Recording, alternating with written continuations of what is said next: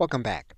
We are now going to suggest a layout for the appearance of our sales letter. And in order to do that, we're going to give ChatGPT some instructions in order to create the layout. We're going to write in our instructions. So what we've done is we are going to give ChatGPT some additional instructions. We want the chatbot to give us a layout. We want it to include the images that we have mentioned in this conversation. We want it to position the sales video that we've mentioned in this conversation.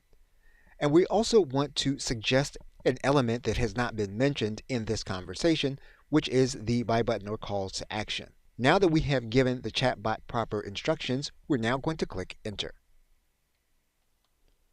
What we're now going to do is we're going to attempt to get ChatGPT to rewrite the last sales letter in the context that it has just given us for the layout. So rather than ask the chatbot to remember, we're just going to cut and paste that same sales letter.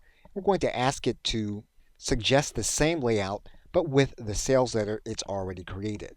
We're now going to click Enter. So basically what ChatGPT has done is it has given us a suggested layout. Now obviously we are going to have to make adjustments based on our own experience and what we think we need to do in order to sell to our customer. For example, the sales video is suggested near the end of the actual sales letter.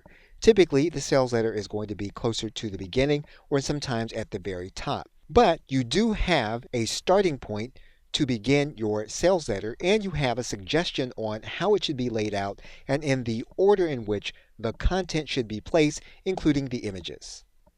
Okay, so with that, thanks, and I will see you in another video.